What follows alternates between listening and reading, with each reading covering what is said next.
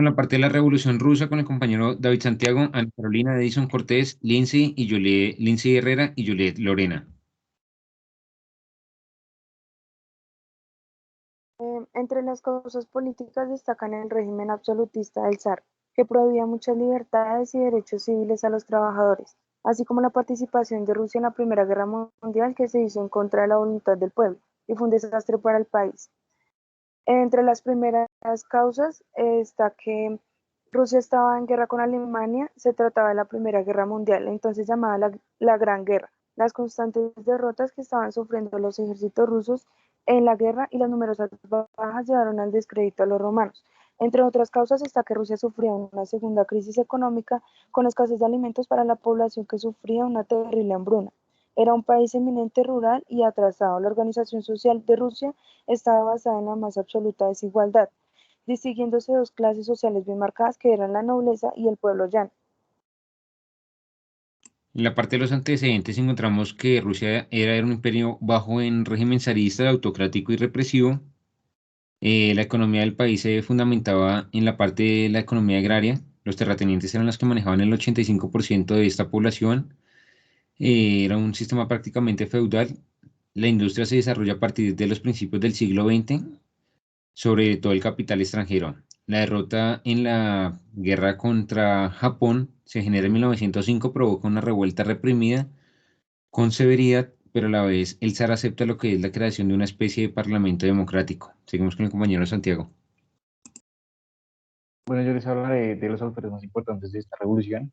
Empezaremos primero por el idealismo del cual seguían, que era de Karl Marx, que fue una crítica al capitalismo, que reforzaba la lucha de clases y fomentaba el poder económico. Vladimir Lenin quiso seguir este idealismo, fue uno de los líderes comunistas y uno de los más importantes del sector bolchevique, eh, que toma el poder en octubre de 1917 y lo deja en 1922 por causa de su muerte. León Trotsky, que era su mano derecha, quiso tomar el poder en 1922, pero por cosas murió días antes. Los Stalin tomó el poder en 1922 y lo dejó en 1952, días antes de su muerte. Vamos con mi compañera Juliet Lorena. Buenas noches. La Revolución Rusa presentó diversas consecuencias, tanto políticas como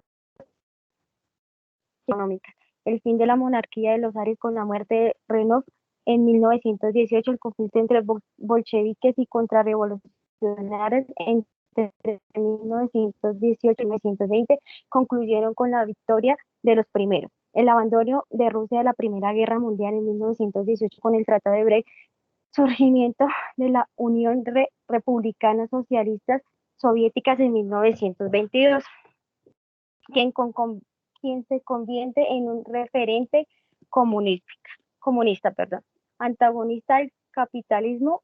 En su referencia es Estados Unidos, el producto de la Guerra Fría. Seguimos con mi compañera Ana.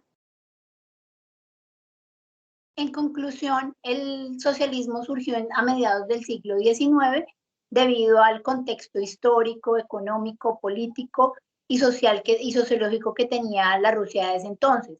De allí surgieron tres corrientes de socialismo, una que era la utópica, que buscaba una receta ideal que le proporcionara a los pobladores justicia y felicidad, otra corriente que era científica, que lo que buscaba era llegar a un fin comunista y que no fuese necesario el derecho, y una tercera que era sin dogma, que lo que buscaba era sanar esas heridas que tenía la población, de donde surgieron las huelgas, los sindicatos que fueron adoptados por Occidente. Por otro lado, lo que se buscaba era que la economía tuviese un manejo colectivo en manos del Estado, y durante la Guerra Fría, que prosiguió a la Segunda Guerra Mundial, se encontraron sucesos como que en los 60 en África querían copiar el modelo y terminó en dictaduras absolutistas. En los 80 el 60% de la población era socialista, y para el término de la Guerra Fría,